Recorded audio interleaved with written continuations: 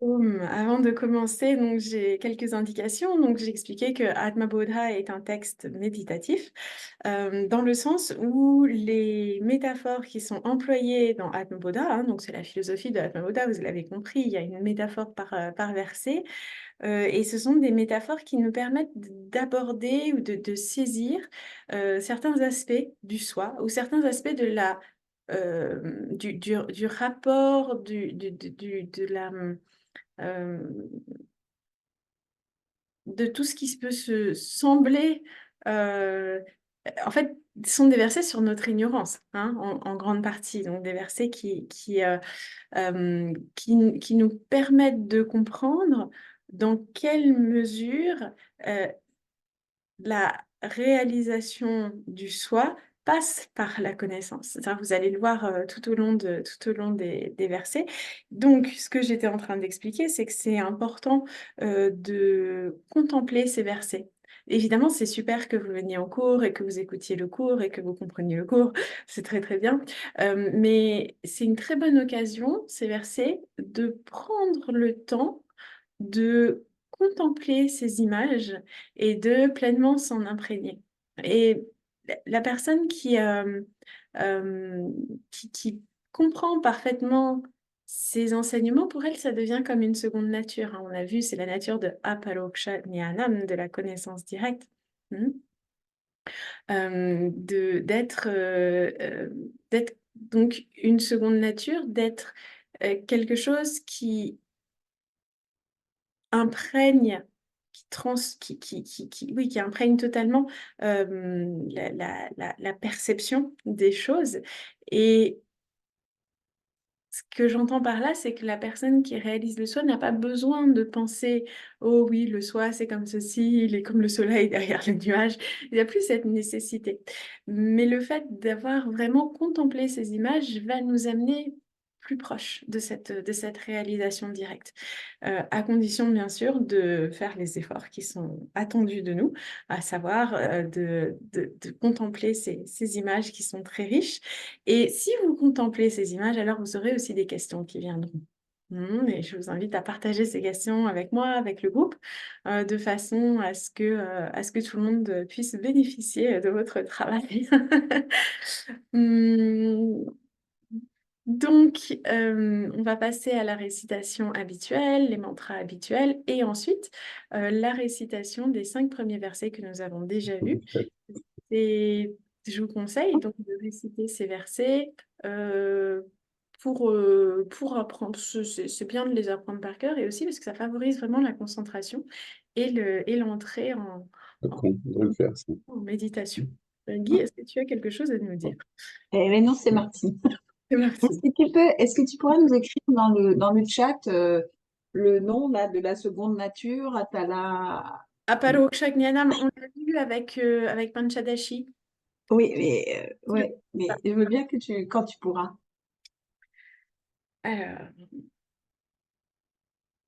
c'est un petit peu compliqué parce que sur ce verset, je n'ai pas les signes, les, euh, les lettres spécifiques et je n'ai pas marqué Aparoksha ni Anam dans mon cours. Donc, je pense que c'est mieux que tu retournes sur tes notes de Triptidipa si tu peux. Hein? Ok, ok, merci. Donc, c'est Aparoksha, A-P-A, non, oui, Aparo, A-P-A-R-O, K-S avec un point sous le S. Et A, aparoksha, et ensuite jnanam, qui signifie donc la connaissance, comme vous le savez.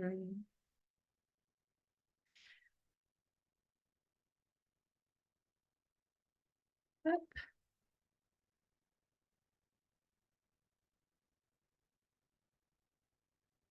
hop là, dans le chat, et donc sous le S, il faudrait qu'il y ait un point.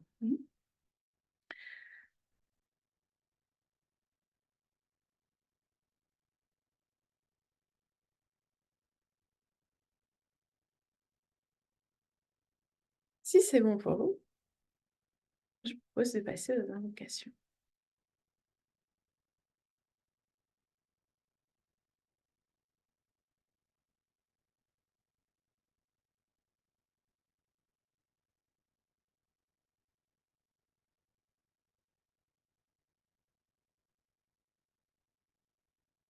dès que l'ordinateur aura reconnu les documents.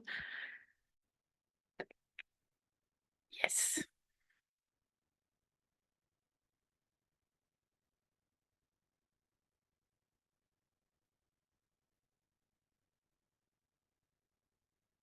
Oh.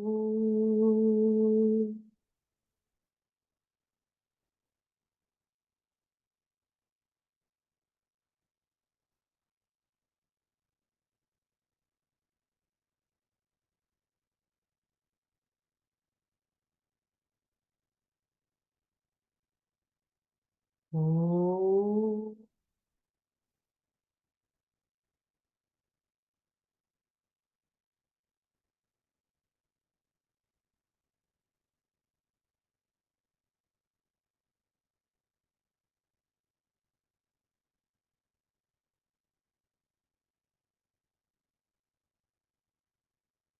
Oh.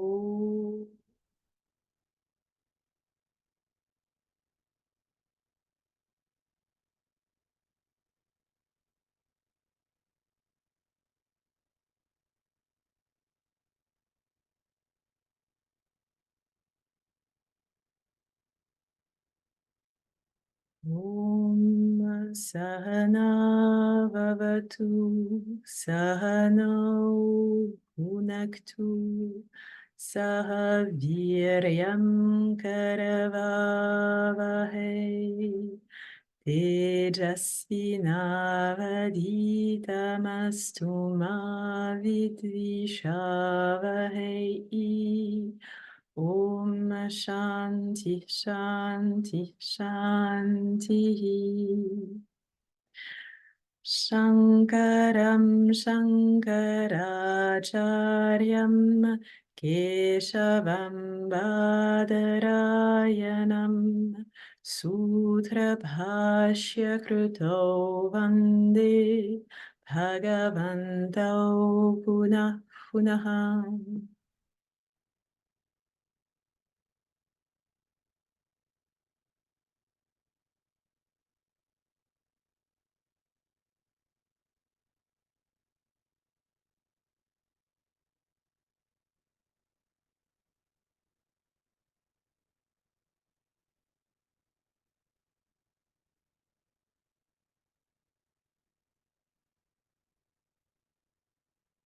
Apobhikshina papanam shantanam vitaraginam mumukshunam apekshyoyam atma bodho vidhiyate. Bodhonyasadhanebhyo hi sakshan mokshekasadhanam pakasya vahnina jnanam vina moksho nasityati. Encore une fois. Bodhonya-sadhanebhyo hi sakshan moksheka-sadhanam pakasya vahnina jnanam vina moksho nasidyati.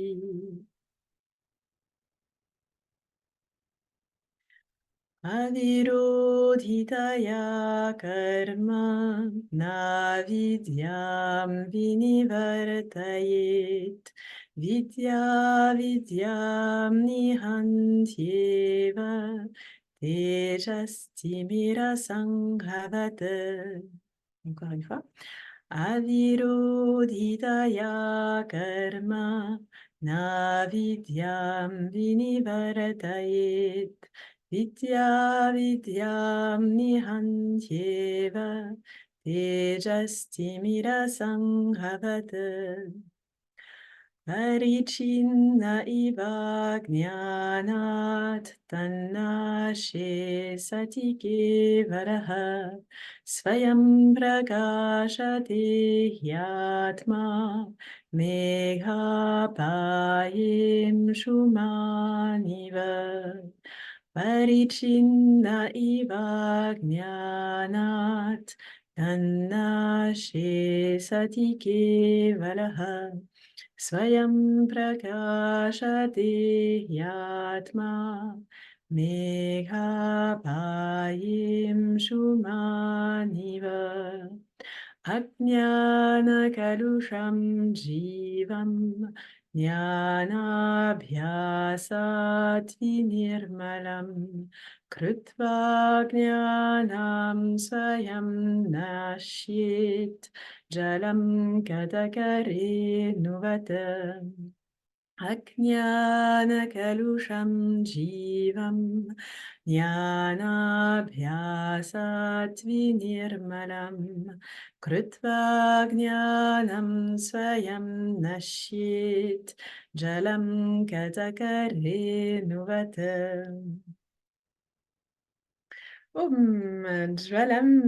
Jalam Kataka, Renuvate, de la même façon que la poudre de la noix de Kataka dans l'eau. On va juste reprendre très rapidement hop là, les premiers versets. Donc, le premier verset, vous vous souvenez, c'est l'invocation. Donc, ça, on l'a bien vu en profondeur, le portrait de l'aspirant spirituel, etc. Ensuite, quelles sont les métaphores dans les versets suivants, les versets 3 à 5?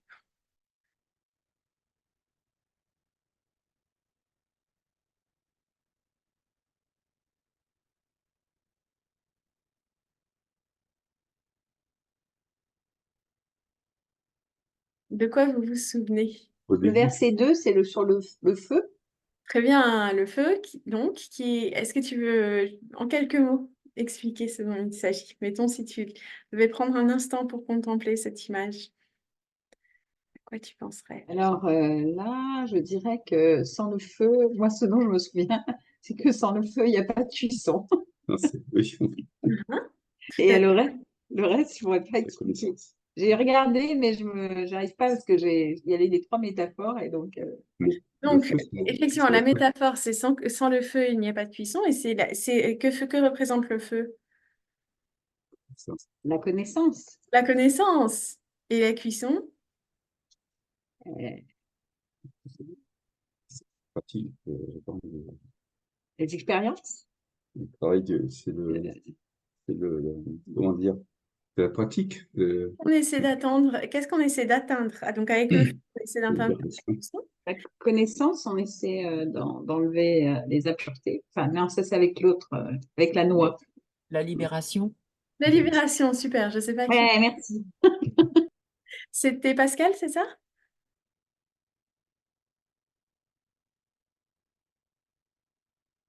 C'est qui a dit la libération? Oui, c'est Pascal. Ok, super. Parce que en fait, quand là, je vois que des vignettes sur le côté, donc je ne voyais pas tout le monde. Super. Ok. Il reste plus que 3 versets.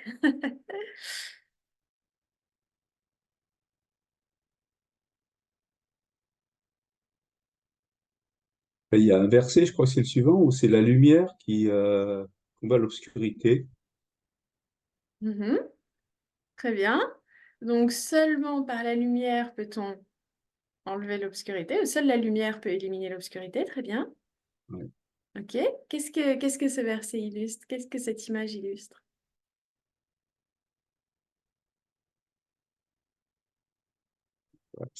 Pour moi, c'est la connaissance qui enlève le voile de l'ignorance. Ok, exactement. Mais est-ce qu'il n'y a pas d'autres choses qui peuvent enlever le voile de l'ignorance? Je ne crois pas. Non, parce que il n'y a que la lumière qui Il peut n'y a éliminer. que la lumière. Voilà. Pourquoi? Parce qu'il n'y a que la lumière qui est opposée à l'obscurité. Hein, le yoga, l'aide à autrui, etc., ne sont pas opposés à l'obscurité. Il faut la lumière. Donc, pour éliminer l'ignorance, il n'y a que la lumière qui va pouvoir marcher, pour ainsi dire. Ok. Je vois que Pascal a le micro allumé. Yep.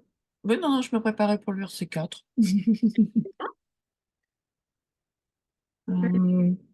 Euh, en fait, la métaphore, c'est le soleil caché par les nuages. Mhm. Ces nuages étant la représentation de notre mental et de l'ego qui cache la lumière Donc, du coup, du si je soleil. ce que tu dis, il faut éliminer le mental et l'ego pour atteindre la lumière. De dissiper, oui.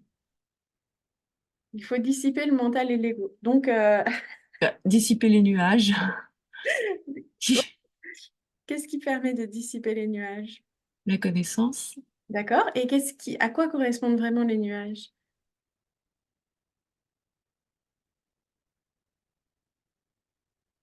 L'ignorance, Ouais, tout la à fait. souffrance, L'ignorance qui prend la forme, effectivement, qui la prend la forme de souffrance. Dans l'ego. Pardon, j'ai pas entendu. L'ignorance prend En fait, l'ignorance, c'est quand je vois les nuages, je vois pas le ciel. Donc, j'ignore que c'est le soleil qui illumine, n'est-ce pas? Et donc, dans le cas de la connaissance du soi, je ne, euh, je ne réalise pas qu'il y a quelque chose derrière les nuages. Hmm. La métaphore, c'est quoi? La métaphore, c'est qu'il y a des nuages qui m'empêchent de savoir qu'il y a quelque chose derrière. Mhm. Hein. Lorsqu'il y a des nuages, est-ce qu'on voit? Est-ce qu'on voit le monde? Est-ce qu'on voit...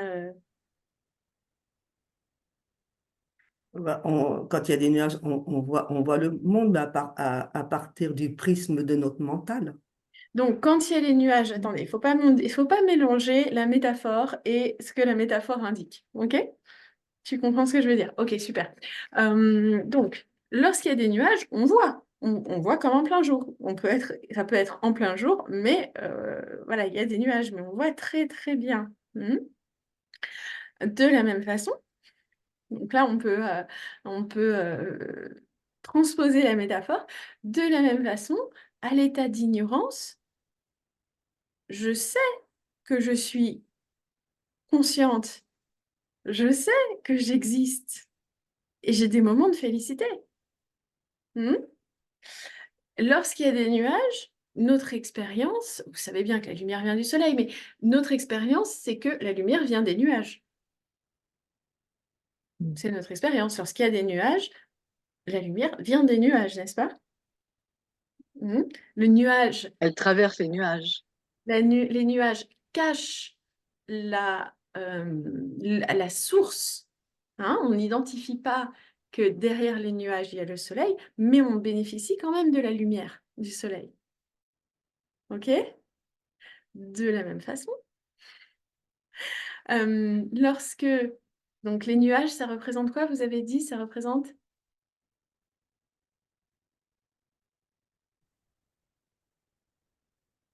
Vas-y, Edith. L'ignorance? L'ignorance, très bien. Les nuages représentent l'ignorance. Euh, On ne m'entend pas, non? C'est pas. Si Attends, on t'entend, Edith, on t'entend, mais c'est quelqu'un d'autre qui a parlé. Barbara, je pense.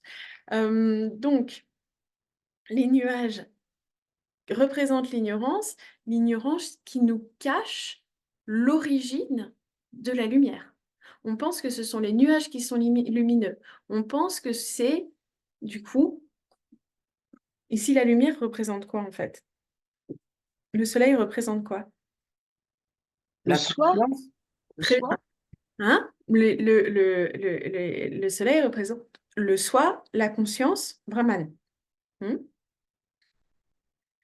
Et donc, les nuages vont représenter qu'est-ce qui fait, je dirais pas obstacle, mais qu'est-ce qui cache à nos yeux Brahman, outre l'ignorance.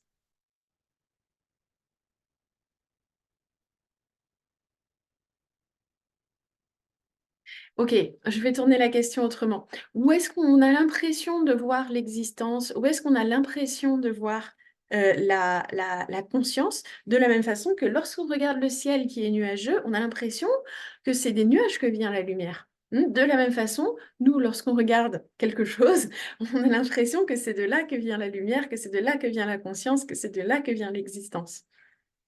Il y a deux bonnes réponses. L'essence, la perception par l'essence, Ouais, la perception par les sens. Qu'est-ce qu'on perçoit par les sens? bah, tout enfin, Non. ce qu'on a de notre fenêtre, quoi, ce qu'on Ouais. voit, ce qui nous est éclairé par la lumière qui passe à travers les nuages, Alors, déjà. non, non, Là, je fais du mélange.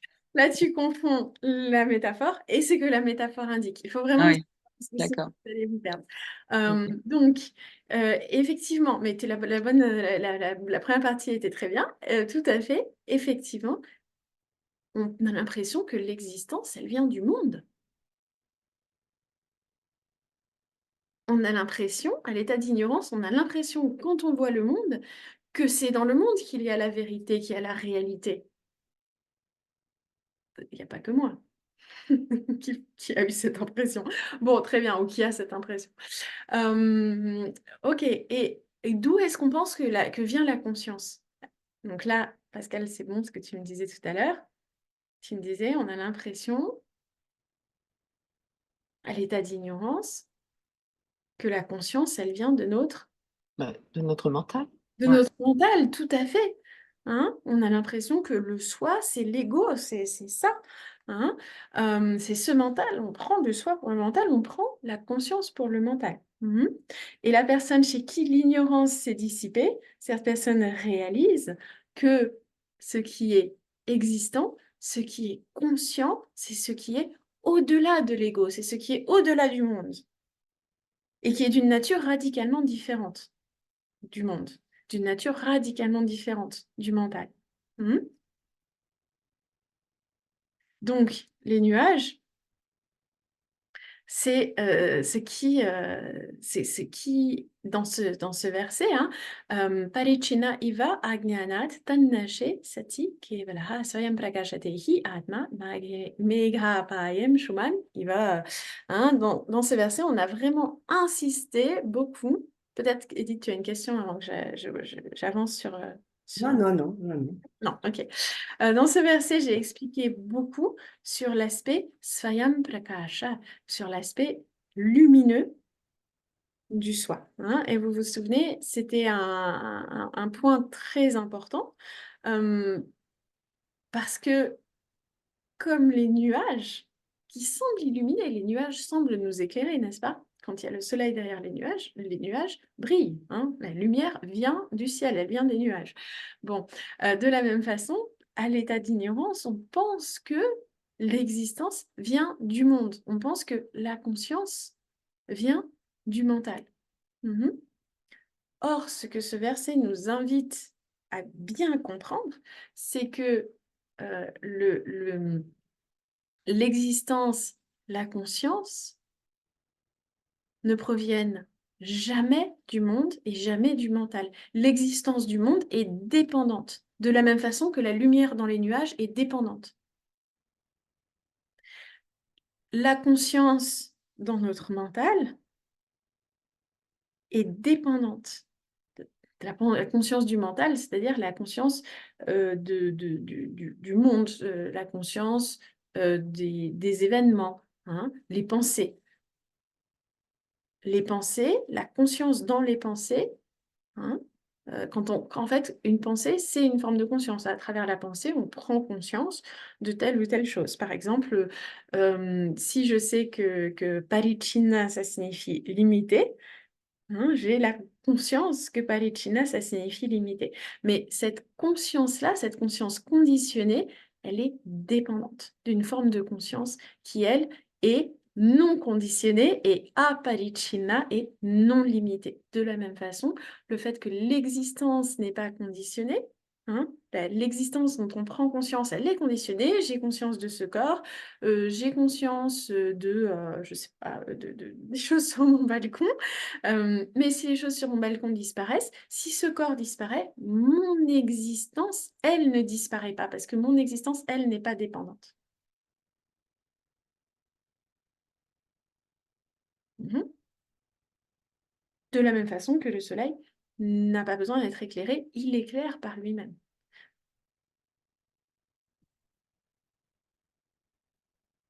Donc les nuages, c'est effectivement l'ignorance qui vient cacher à mes yeux ma nature indépendante, ma nature qui ne dépend, ou la réalité de mon être qui ne dépend pas d'une conscience conditionnée, ni d'une existence conditionnée.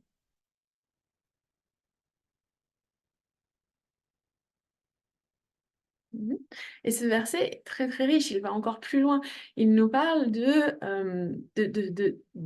fait que le soi semble être limité. Donc là, j'ai expliqué l'aspect limité ou illimité à travers les notions de conditionné, non conditionné, les notions de dépendant, non dépendant. Donc on se prend pour quelque chose de conditionné par le corps, par le mental, etc. Alors qu'en fait, on est non conditionné, on est conscience pure, existence pure. On se prend pour quelque chose de dépendant, c'est-à-dire mon existence dépend de l'existence de ce corps, alors qu'en réalité, notre existence est indépendante. Ma conscience dépend de mon niveau d'intelligence et de culture, alors qu'en fait, non, je suis la conscience pure au-delà de toute conscience conditionnée, de toute pensée, de toute connaissance. Mais il y a aussi l'aspect illimité du soi.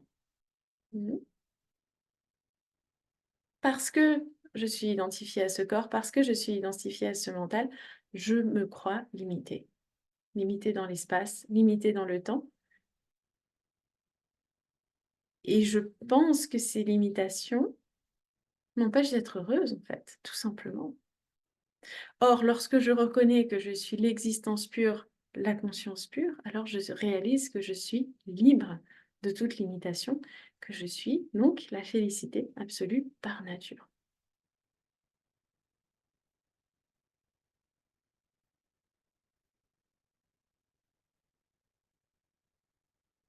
Donc, ce que nous dit ce verset, Iva Ajnanat, non, ou Ajnanat, Parichina Iva, et il faut comprendre, Hi Atma 1, donc Ajnanat, à cause de l'ignorance, Atma, le soi, Parichina Iva, apparaît comme étant limité. Tan Nache, donc Tan, c'est Tat, et ça fait référence à Ajnanam, lorsque celle-ci est détruite, lorsqu'il y a le Nasha de l'ignorance, lorsque l'ignorance est détruite, et seulement lorsqu'elle est détruite, Kevalaha, Swayam Prakashate. Alors, toujours le même soi, Hi Atma, le soi, Swayam Prakashate, brille de lui-même. J'ai dit toujours le même soi, mais oui, c'est toujours le même soi, celui qui apparaît comme étant limité, qui en fait est lumineux par lui-même. Et cette notion de Swayam Prakasha, ce mot-là, je l'ai déjà dit la semaine dernière, mais je le répète, on peut méditer sur ce mot-là à lui seul. Swayam Prakasha, lumineux. En anglais, ils disent souvent self-luminous. En français, ça se traduit par auto-lumineux. Je vous fais grâce de ce mot. A priori, quelque chose qui est lumineux et lumineux par soi-même.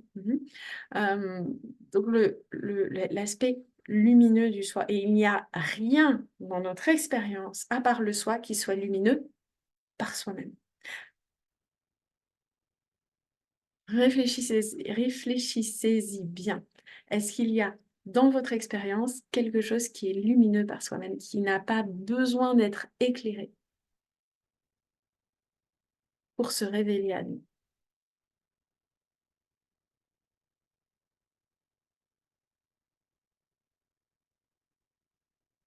Il y a une seule chose, et c'est une chose dont on ne peut pas faire l'expérience, vraiment, au sens d'expérience, avec un début et une fin.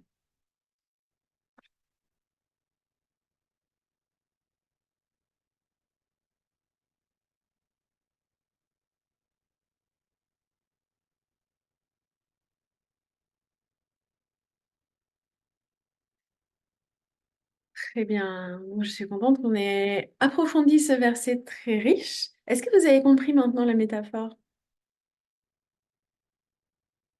Donc, en 2 mots, hein, pour vous aider à synthétiser cette métaphore, effectivement, la métaphore du soleil qui illumine derrière les nuages, le soleil qui illumine par lui-même, et lorsque les nuages s'effacent, on s'aperçoit que le soleil illumine et que le soleil est la source de toute lumière et il n'a pas besoin d'être illuminé.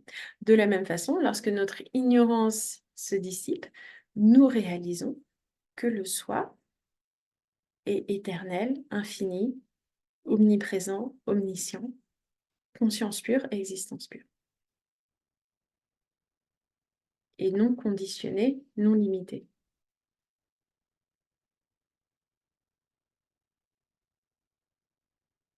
Et maintenant, vous comprenez, peut-être mieux que jamais, pourquoi il y a ces liens très très forts avec le soleil dans la culture indienne. Je rappelle, au cas où ça vous aurait échappé, que les jeunes brahmines en Inde reçoivent l'initiation au Gayatri Mantra, mantra Gayatri, hein, qui est un mantra d'adoration au soleil.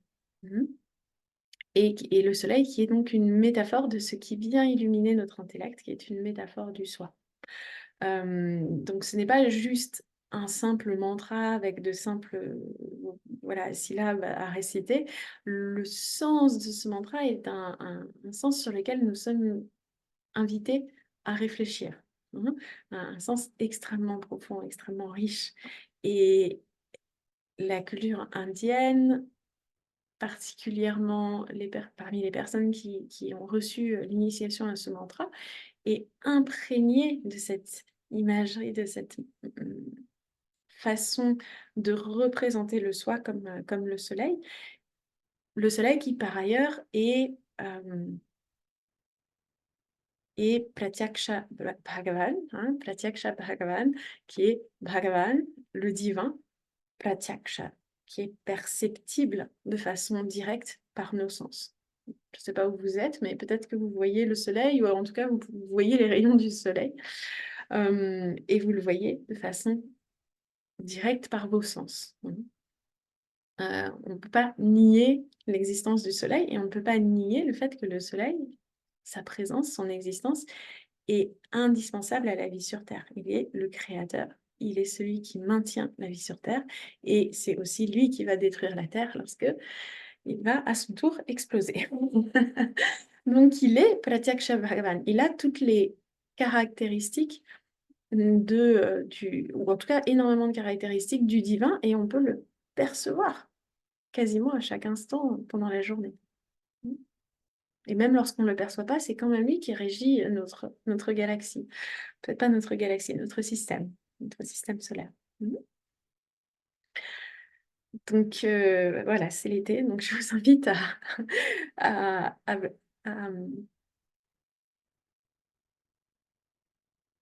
à mener ces concepts autour du soleil dans votre quotidien. Et donc, nous en étions à Ajnana Kalusham Jivam. Est-ce qu'il y a déjà des questions ou des remarques sur ce verset qu'on vient de voir? On avait déjà vu la semaine dernière, mais apparemment, c'est un verset très riche, c'est bien qu'on revienne dessus.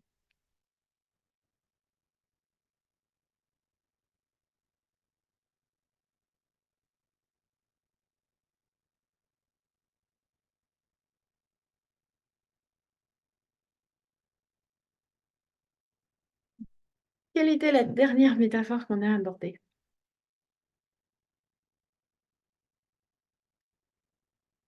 La poudre de Kataka et permet de purifier l'eau. Super, donc ça c'est la métaphore. Est-ce que tu veux développer encore la métaphore? Comment est-ce qu'on utilise la poudre de Kataka exactement? Et en fait, je sais pas, ça permet de purifier et de rendre vivable l'eau. Je ne sais pas comment. Est-ce que quelqu'un sait? Je crois que je l'ai évoqué. Comment on l'utilise? Comment on la met comment est-ce qu'elle fait son action, la poudre de Kataka? Alors là, je ne sais pas l'action chimique. Ce que j'ai compris, c'est qu'on mettait de la poudre dans l'eau et Voilà. Ah, oui. L'eau se purifiait, on la remélangeait, et puis après elle se déposait, et quand elle était déposée au fond, l'eau était purifiée. D'accord. Donc là, Ça, Pascal, tu voulais ajouter quelque chose? Pascal, est-ce que tu voulais ajouter quelque chose? Non, non. Non? Donc on saupoudre la poudre de Kataka sur l'eau, si j'ai bien compris, hein. Et j'ai personnellement jamais utilisé. Et en se précipitant, cette poudre va entraîner les impuretés qui sont dans l'eau et les précipiter donc au fond du récipient, laissant l'eau donc pure. Ok, donc c'est plutôt une action mécanique a priori que chimique. Ok, et donc cette métaphore illustre quoi?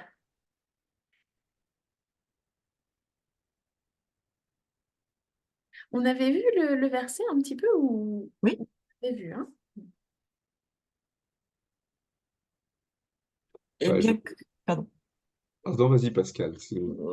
Bon, vite fait, alors, juste, parce que ça permet, si tu veux, de... On va avoir le même procédé en dissolvant notre ignorance par une pratique constante de la connaissance. Oui, super, très bien. Si j'ai bien compris. Est-ce que quelqu'un veut ajouter quelque chose?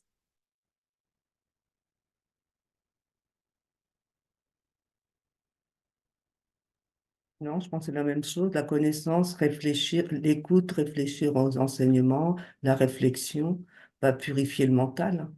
Super, c'est la question que j'allais poser. Effectivement, qu'est-ce que c'est que la pratique constante de la connaissance? Le fait d'écouter les enseignements, le fait d'y réfléchir. Là, on est plus en train d'y réfléchir qu'autre chose, hein. Et aussi le fait de les contempler. Mm. Mhm. Parce que la question, c'est est-ce que ces enseignements suscitent l'adhésion de votre intellect? Est-ce que votre intellect est d'accord avec ces enseignements? Hein, donc, c'est ce que j'évoquais au début de ce cours, de façon à ce qu'ils deviennent une seconde nature. La question à laquelle répond cette métaphore, c'est alors que la libération, c'est de plus avoir de karma, comment, en faisant une action, en faisant une pratique, on peut espérer éliminer tous les karmas? Donc ça, Ah, ça, c'est une question qui pourrait être posée par les personnes qui suivent la première partie des Védas, c'est-à-dire les personnes qui sont dans une vision du monde très fortement ancrée dans les rituels. Ou alors, on pourrait se poser cette question différemment, plutôt du point de vue yogique. Donc, j'espère que ça va vous parler. Cette question du point de vue yogique pourrait être,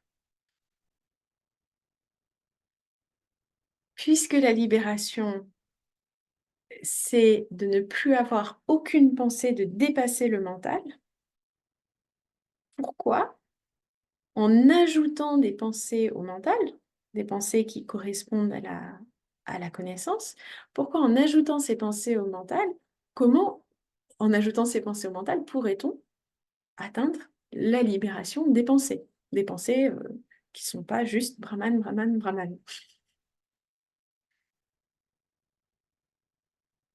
Ça vous rappelle des souvenirs ou c'est nouveau pour vous? Il me semble que j'avais évoqué ça la semaine dernière, mais c'est vrai que le cours était dense. je ne sais pas, tu disais pourtant que je n'ai peut-être pas trop compris la question. Il me semblait que tu disais que les actions ne dissipaient pas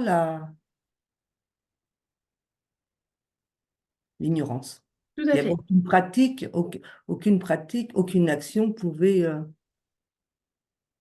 tout à fait, tout à fait. Mais on est d'accord que le fait de se connecter à Zoom ce soir, par exemple, c'est une forme d'action. Oui, oui, oui, ben oui. On peut se poser la question, comment est-ce que cette action-là peut permettre d'échapper à toutes les autres actions? Parce qu'en fait, en faisant une action, j'accumule du karma et donc je vais continuer de me réincarner pour expier tous ces karmas. Donc ça, c'est une première question, mais qui est vraiment enracinée dans la vision du monde des ritualistes, hein, que nous ne sommes pas. Je pense que la vision yogique nous parle davantage. Comment, et c'est quelque chose qu'on peut voir régulièrement sur les réseaux sociaux aussi, hein, ce genre de doute, comment est-ce qu'en rajoutant des connaissances, on peut échapper au mental? Avec des affirmations du type tout est un, il n'y a que le soi, et le mental est une illusion. Ouais, je trouve bien l'image, en fait, finalement. Je m'aperçois qu'effectivement, la connaissance ou les pensées qui viennent dans notre mental viennent transformer, je dirais même, les pensées, je dirais l'illusion, en fait, les pensées fausses, je dirais, ouais, si on pouvait dire. Ça fait penser un peu à cette. Je comprends la métaphore par rapport à ça. En fait, ça attrape les impuretés, ça les amène vers le fond. C'est comme si les pensées qu'on apprenait là venaient attraper ces autres pensées qui nous troublent pour les entraîner vers le fond, en fait, et les dissiper. Ouais, je J'aurais pense. pas pu mieux le dire. Pardon, bon, d'accord. Très bien, c'est exactement ça. J'espère que tout le monde va écouter. Donc, ce que ça nous dit Guy, c'est effectivement que donc, la métaphore de la noix de Kataka, la noix de Kataka représente la poudre de noix de Kataka. Représente quoi? Pour moi, c'est Ben, les pensées liées à la pratique de la connaissance. Exactement, ce sont les pensées produites par la pratique de la connaissance. C'est la connaissance, hein, pour simplifier. Hein, c'est cette poudre de Kataka, c'est la connaissance qui vient imprégner, qui vient oui, qui est présente dans notre mental et qui vient totalement éloigner, qui vient totalement purifier notre mental des pensées qui sont des pensées d'identification, des fausses notions de l'identification au corps et de la notion que le monde est réel. Hein. Et donc, en rajoutant des pensées, ce ne sont pas n'importe quelles pensées, ce sont des pensées qui vont venir purifier notre mental des autres pensées, en fait. Et donc, il y a la purification et il y a aussi le fait que la réalisation du soi, c'est la réalisation que je suis Brahman, je ne suis pas ce mental, je ne suis pas ce corps, je suis la réalité qui sous-tend ce monde qui est illusoire. Hein. Et donc ça va éliminer totalement toute pensée.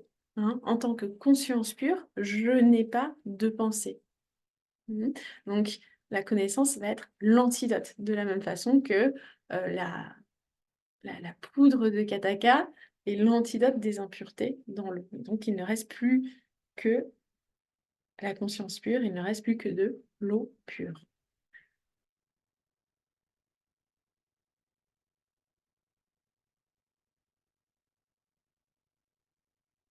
Vous comprenez l'importance de, de prendre le temps de méditer sur ces métaphores. Et là, on est en train de faire du mananam, de la réflexion. Il est important aussi de passer à l'étape nididhyasanam, hein, de la contemplation, de l'assimilation parfaite de ces concepts.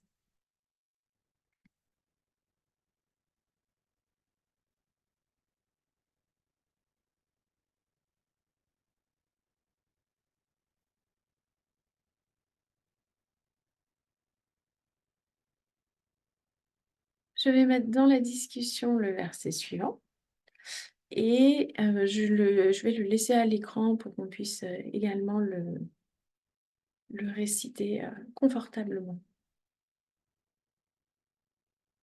Est-ce que j'ai besoin de refaire le mot à mot sur ce verset qu'on vient de voir?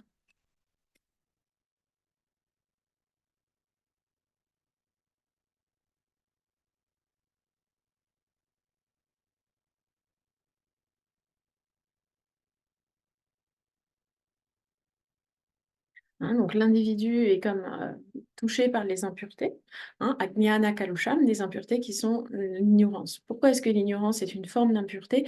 Parce que l'ignorance prend la forme. C'est pas juste l'ignorance de notre véritable nature. Finalement, on n'est pas forcément ignorant de notre véritable nature. Ce sont toutes les fausses notions qu'on a sur notre véritable nature. De la même façon que vous pouvez avoir fait médecine, mais si vous avez plein de fausses notions sur le corps humain, les traitements et la médecine, vous n'allez pas être un ou une bonne docteur. Hein. Donc, il ne suffit pas d'avoir les bonnes notions, il ne faut avoir que des bonnes notions, puisque les mauvaises notions peuvent nous empoisonner. Et donc, nous sommes empoisonnés de l'intérieur par les fausses notions qu'on a sur nous-mêmes et sur le monde.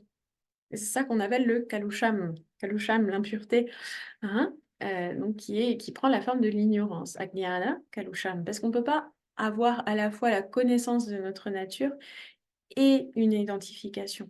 Hein. Si on s'identifie à ce qu'on n'est pas, on ignore notre véritable nature. Et celle-ci elle est Vinirmalam Krutva, hein, l'individu, le jiva, et Vinirmalam Krutva, il est rendu pur par Jnana Abhyasat, hein, ce dont vous m'avez donc bien parlé, et c'est super, la pratique de la connaissance. Et Jnanam Svayam Nashet, hein, la connaissance elle-même détruit ces impuretés automatiquement. La connaissance, c'est la connaissance que je suis conscience pure, existence pure. Elle ne peut pas cohabiter avec des fausses notions sur ce que je suis. Quand je dis qu'on connaît déjà le soi, je parle d'une expérience directe de chaque instant, mais qui n'est pas... Il ne suffit pas d'avoir cette expérience directe du soi à chaque instant. Il faut avoir la connaissance dans le mental. Hein. Il faut avoir le vritti jnanam. Il faut avoir cette connaissance dans le mental de ce que nous sommes réellement. Est-ce que c'est clair ce point-là? Je pense que c'est clair, on en a parlé dans le petit Dipa. Oui, on a déjà abordé le sujet. Si c'est pas clair, dites-le moi, hein, parce que ce serait embêtant. De la même façon, donc, que Jalam Kataka Renupate, de la même façon que l'eau est purifiée par la poudre de noix de Kataka. Donc, nous allons passer au verset 6. Je viens de vous le mettre dans le chat et il apparaît également à l'écran. Nous allons pouvoir le réciter.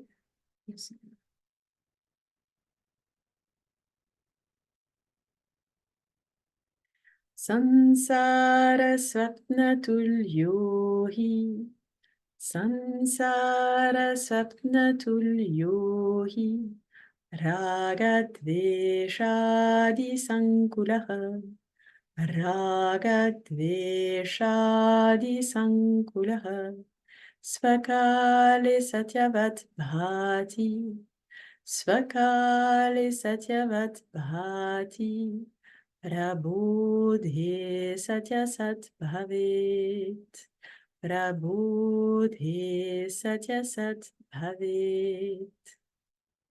Ensemble. Sansara Svapna Tulyo hi Ragadveshadi Sankulaha Svakale Satyavat Bhati Prabodhe Satyasat Bhavet. Dans ce verset, Acharya nous met ici la métaphore tout en début de verset. Et une métaphore qui tient en un mot, Svapna Tulya. Tulya, ça signifie similaire ou semblable. Semblable à quoi? Semblable à Svapna. Svapna, c'est le sommeil. Hein. On reconnaît un petit peu la métaphore, la racine indo-européenne. Svapna, c'est le sommeil avec le rêve. Hein. Ce n'est pas le sommeil profond, c'est l'état de rêve. Qu'est-ce qui est comme l'état de rêve? Sansara. Sansara. Comment vous traduiriez Sansara? Parce que là, pour le coup, vraiment très difficile à traduire. D'ailleurs, c'est un mot qu'on utilise en français, que vous connaissez déjà dans le langage courant. Très souvent, on utilise la métaphore, dans le Vedanta, on utilise la métaphore de l'océan pour parler de Sansara. Le Sansara est comme un océan Il faut imaginer que nous sommes dans ce samsara, nous sommes dans cet océan et nous ne sommes pas sur un navire, nous sommes dans l'eau. Et dans tout océan, très souvent on traduit le samsara par la transmigration. La transmigration, c'est la notion, c'est le sentiment de vulnérabilité qui est associé à l'expérience de l'insécurité, à l'expérience du changement, à l'expérience de ne rien avoir pour se retenir, le samsara. Donc, on parle de transmigration, on parle de réincarnation. C'est quelque chose, voilà, la réincarnation, c'est une question de foi. Dans le Vedanta, on ne va pas prouver que la réincarnation existe. C'est une question de foi, est-ce que vous croyez ou non à la réincarnation? Mais par contre, il y a quelque chose qui est absolument certain, c'est que ici et maintenant, à l'état d'ignorance, nous sommes identifiés au changement permanent, un changement qui nous rend extrêmement vulnérables. Et ça, c'est le samsara. Le samsara, c'est de se dire pour l'instant tout va bien, mais Dieu sait de quoi demain sera fait. Demain ou dans quelques heures en fonction des résultats. C'est ce sentiment d'insécurité, ce sentiment de vulnérabilité, le samsara, et le sentiment de ne rien avoir à quoi se raccrocher. Un sentiment, donc vous pouvez me dire, ah non, mais moi je suis totalement sécure dans ma vie, du coup je ne suis pas soumis au samsara. Si, pour l'instant ça va bien, mais si vous vous cassez un doigt, ou si il arrive la moindre bricole à l'un ou l'une de vos proches, ou si le gouvernement, l'économie, aux prochaines pandémies, etc. Non, personne n'est parfaitement sécure, et même parmi les personnes les plus célèbres, les plus riches, les plus jeunes, les plus parfaites de la planète, il y a des troubles anxieux, il y a des troubles dépressifs, il y a ces maladies, pas au sens, là je ne parle pas d'une maladie au niveau clinique, ces maladies qui nous rongent de l'intérieur, cette maladie de l'insécurité. Ça, c'est le samsara. Et en fait, c'est la nature du monde, finalement. C'est la nature du monde quand nous sommes ignorants de notre nature. La nature du monde, du corps et du mental, parce que nous, on ne sait jamais d'où va venir le prochain problème. Ça peut parfaitement venir de l'intérieur, même d'une pensée. Parfois, tout va bien, et puis, paf, il y a une pensée qui nous rend la vie infernale. Il faut devenir sensible à ça. Je dire, ah, tu ne devineras jamais, j'ai réalisé que quand j'avais 5 ans, il s'est passé ça. Voilà, et tout d'un coup, on n'est pas bien, alors que tout allait bien. Donc effectivement, elle dit, c'est la nature du monde, la nature de notre expérience, la nature aussi de cette expérience incarnée. Et qui est particulièrement marquée, donc la métaphore de l'océan est très, très, très efficace, parce que cette expérience est particulièrement marquée par des hauts et des bas. Et les vagues, en fait. Je trouve que ça me parle beaucoup, moi, l'océan. Et ces vagues. C'est bien. Et c'est vague, et aussi, et n'oublions pas le rivage que nous souhaitons atteindre. Oui. Le rivage qui est... Et peut-être que le rivage, il est illusoire aussi. Non, justement là, une fois de plus, tu confonds la métaphore et ce que la métaphore indique. Le rivage... Oui. Quoi? C'était une petite plaisanterie. Ah, c'était une plaisanterie, d'accord. Qu'est-ce qu'indique le rivage, selon vous? Le rivage, donc, c'est la fin de l'océan. Qu'est-ce que c'est que la fin du samsara? C'est vivre dans sa véritable nature. C'est atteindre l'objectif, quoi. La sécurité. La cessation de l'ignorance. Oui, la cessation de l'insécurité, la sécurité ultime, c'est la réalisation, c'est l'établissement dans ma nature qui est existence, conscience pure, inaltérable, inaliénable, immuable.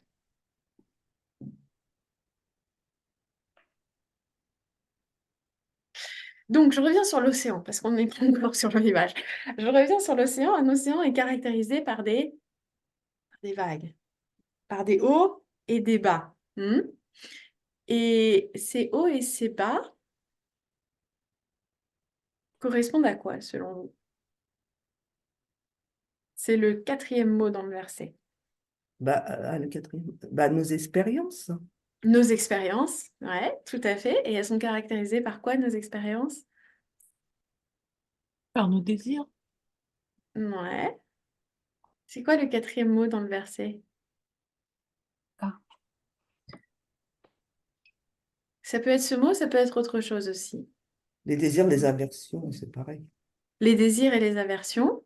Ok. Les rêves.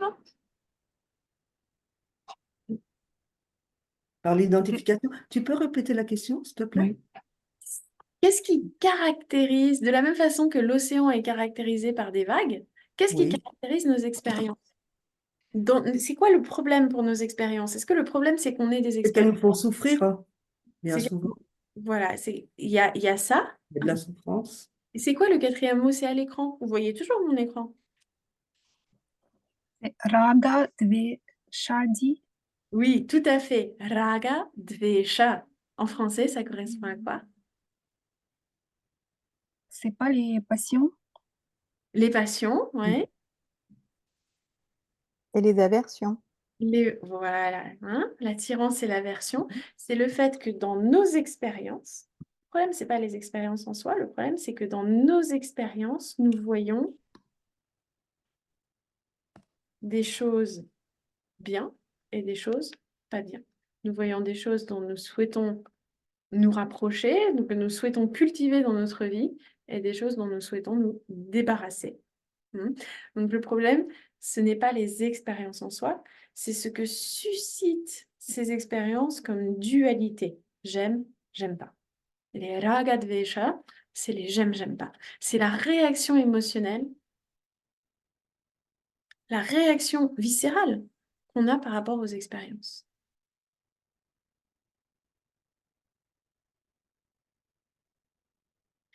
Qui forment donc les vagues de cet océan de la transmigration. J'aime, j'aime pas. J'aime, j'aime pas. J'aime, j'aime pas. Donc, samsara, ragadvesha adi, sankulaha. Ici, c'est ragadvesha adi. Ragadvesha, les attirances et les répulsions, etc. Hein, c'est-à-dire toutes les formes de dualité. Hein. J'aime, j'aime pas, chaud, froid, agréable, désagréable, souhaitable, non souhaitable, bénéfique, maléfique, santé, maladie, qu'est-ce qu'on peut dire encore? Proche, éloigné, bon pour moi, pas bon pour moi, désirable, indésirable, etc., etc. Donc c'est cette réactivité, c'est cet état de réactivité dans lequel on est par rapport aux expériences du quotidien. C'est ça le problème. Et c'est ça qui caractérise le samsara. C'est ça qui caractérise notre ignorance. C'est ça qui caractérise aussi l'état de rêve. Je ne sais pas si vous avez remarqué, moi c'est ce verset qui me l'a fait réaliser, que dans les rêves, on est tout le temps soit dans agréable, soit dans désagréable. Et c'est très très fort, non? Dans les rêves. On n'a pas trop de rêves neutres. En tout cas, on ne s'en souvient pas trop. Enfin, je ne sais pas, peut-être que vous vous y connaissez mieux en rêve que moi, probablement, mais ce n'est pas un sujet qui me passionne. Mais il me semble que dans les rêves, les attirances et les répulsions sont hyper marquées, d'autant plus que quand on se réveille, on se dit, mais pourquoi? Mais pourquoi? Ce qui m'est arrivé, c'était pas si grave que ça, ou alors c'était peut-être pas si agréable que ça, et pourtant j'ai réagi très très fort dans mon rêve.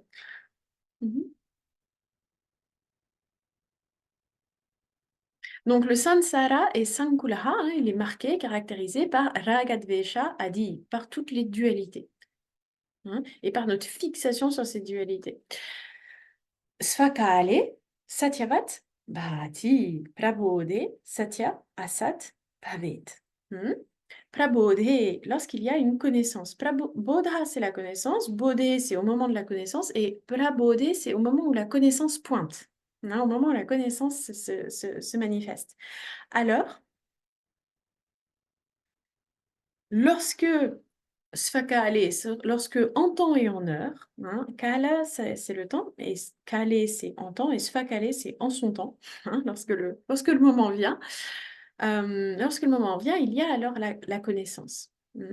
Mais jusqu'à ce qu'il y ait la connaissance, Satyavat, Bhati, le rêve, tant qu'on est dans le rêve, Bhati, il apparaît, Satyavat, il apparaît comme étant réel. Tant qu'on est dans le rêve, il est réel. Tout ce qui se passe dans le rêve est réel et tout ce qui se passe dans le rêve est très grave. Hein?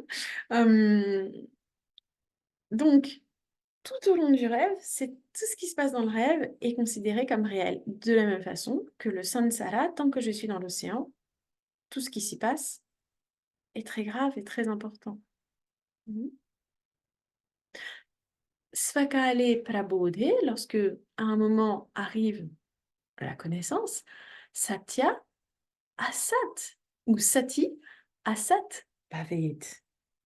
Donc prabodhe sati, asat bhavet. Lorsque la connaissance, sati, c'est le participe passé du verbe être. Donc, lorsque la connaissance est là, alors asat bhavet. Qui asat bhavet? Eh bien, le même sujet que satyavat bhati, ce qui avait apparu comme étant réel, asat bhavet devient irréel et nié. Qu'est-ce qui a été apparu comme réel? Le rêve. De la même façon, le samsara, tout ce qui m'arrive, lorsque la connaissance pointe, tout ce qui m'arrive apparaît comme non réel, apparaît comme illusoire.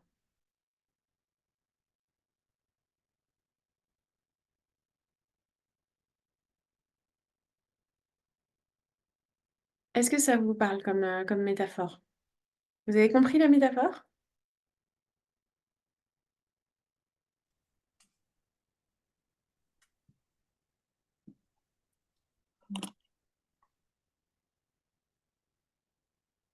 Oui. Oui? Est-ce que tu veux Est-ce que tu veux dire quelque chose ou est-ce que tu veux reformuler la métaphore?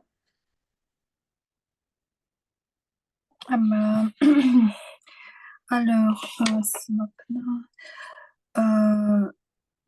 donc, Samsara ressemble à un rêve, c'est ça?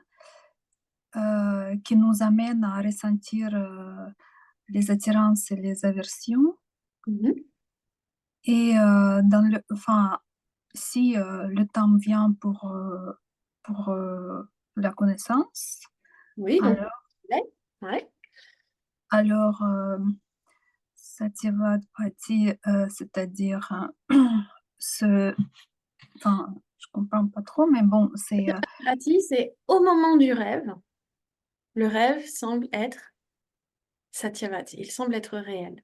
De la même façon, oui. au moment où nous sommes dans le samsara nous semble être réel. Tout ça, ça nous semble être super réel, super important. Et un jour, on se réveille, donc on voit que c'est pas réel. C'est illusoire. Tout à fait. Hein? Donc la réalisation, la connaissance rend illusoire. La connaissance rend illusoire ce qu'on avait pensé comme étant réel. Et qui en fait a toujours été illusoire.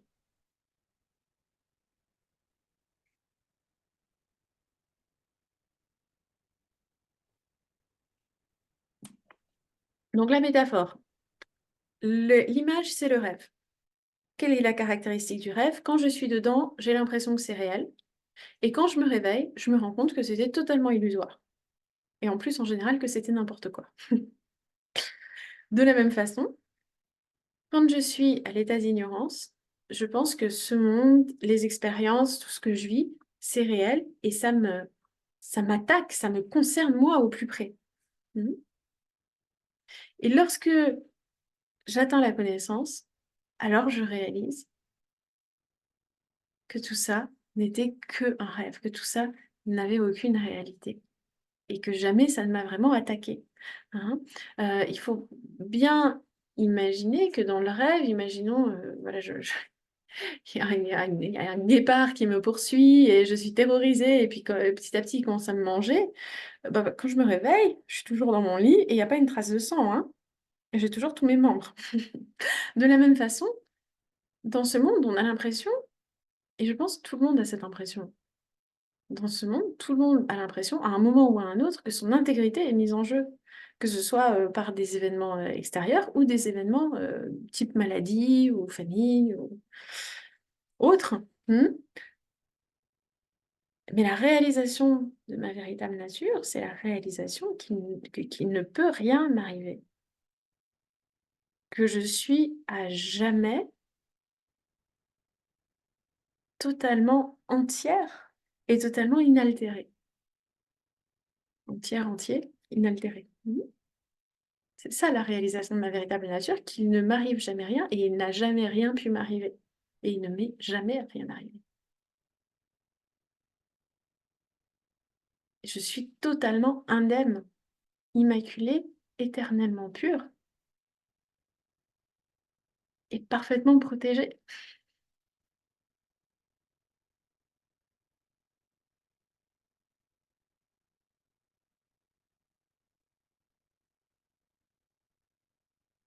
Bon.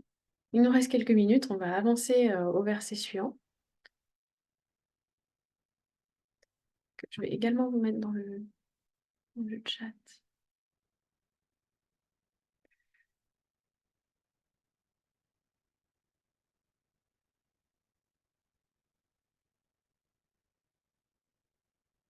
J'avais lu quelque part que Samsara, c'était la roue des karmas. Ça correspond à ce que tu as dit, en fait. C'est ça, c'est l'expérience. On peut le voir comme ça, oui. Après, c'est un terme qui est beaucoup utilisé également par les bouddhistes. Je ne sais pas s'il y a des nuances dans ce qu'eux, ils mettent derrière. Par rapport à ce que nous, la façon dont on comprend ce mot.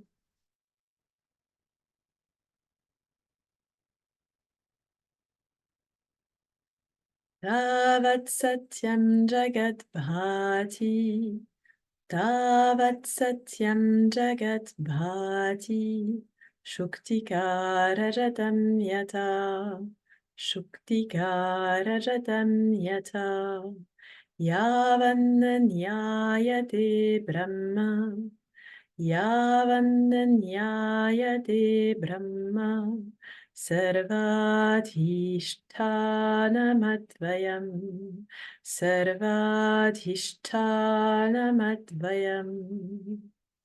Ensemble. Tavat satyam jagat bhati, shuktikarajatam yata, yavananyayate brahma, sarvadhishthanamadvayam. Tavat satyam jagat bhati, shuktikarajatam yata, yavananyayate brahma, sarvadhishthanamadvayam.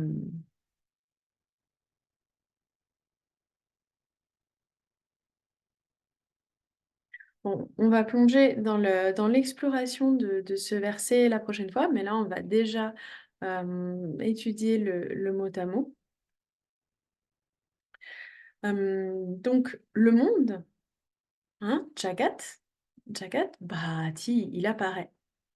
Il apparaît comment? Il apparaît comme étant Satyam.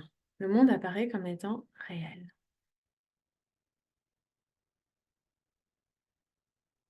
Le monde apparaît comme étant réel, donc ça c'est ce qu'on a vu déjà avec le verset précédent. Il apparaît réel, yavat na nyayate brahma. Hein? Yavat, tant que na nyayate brahma. De la même façon, enfin, tant que Brahman n'est pas connu. Na nyayate n'est pas connu qui Brahman. Donc tant que je ne réalise pas, ou tant que je n'ai pas connaissance de l'existence pure, la conscience pure, le monde apparaît comme réel.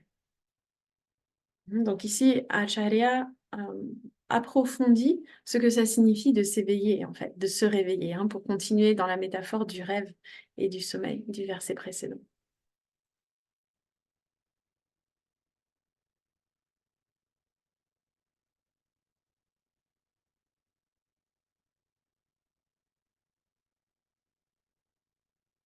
Et ici, la métaphore, c'est Shuktika Rajatam. Mais avant de passer à la métaphore, que se passe-t-il lorsque je réalise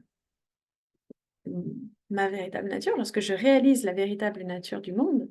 Je réalise que Brahma Sarva Adhishtanam Advayam. Je réalise que depuis toujours, c'est Brahman qui est Sarva Adhishtanam, qu'il y a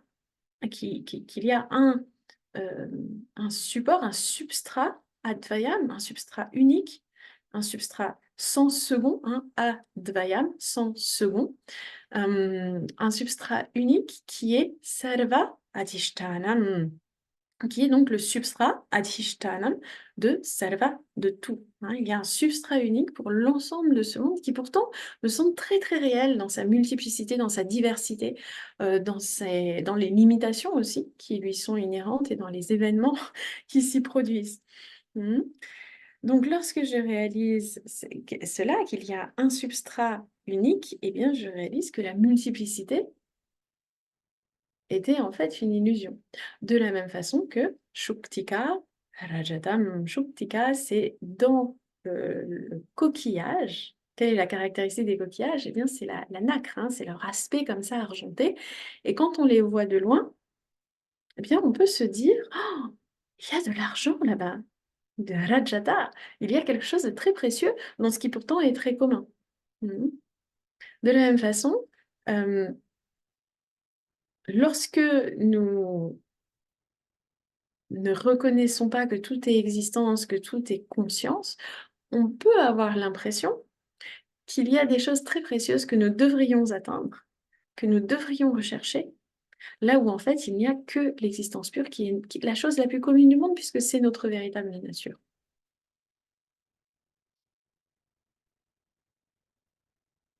Vous comprenez cette métaphore? Oui? Bon, on approfondira ça davantage la prochaine fois alors. Je vous invite donc à bien méditer sur ce qu'on a vu aujourd'hui. On va passer aux invocations de conclusion et je resterai en ligne si jamais il y a des choses à aborder. Om.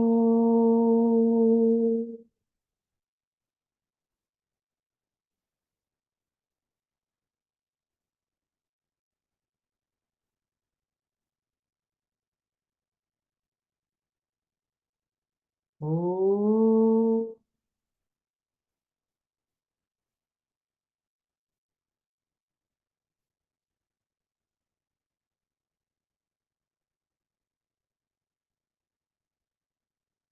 Om.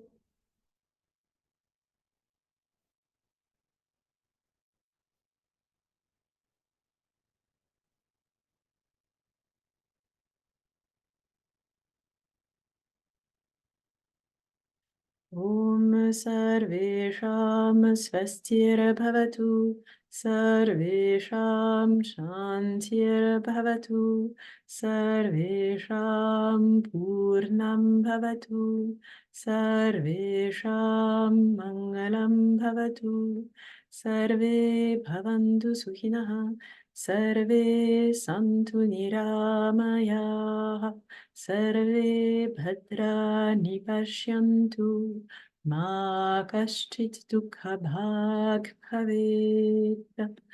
ॐ पूर्णमदः पूर्णमिदं पूर्णात् पूर्णमुदच्यते पूर्णस्य पूर्णमादाय पूर्णमेवावशिष्यते। Om Shanti Shanti Shanti Hari Om Shri Guru Pyo Namaha Hari Om. Om. Merci beaucoup, merci infiniment à cette lignée, à cette tradition grâce à laquelle nous avons tous les enseignements nécessaires pour se plonger dans notre véritable nature et la contempler. Merci à vous également et à la semaine prochaine. Merci Sophie.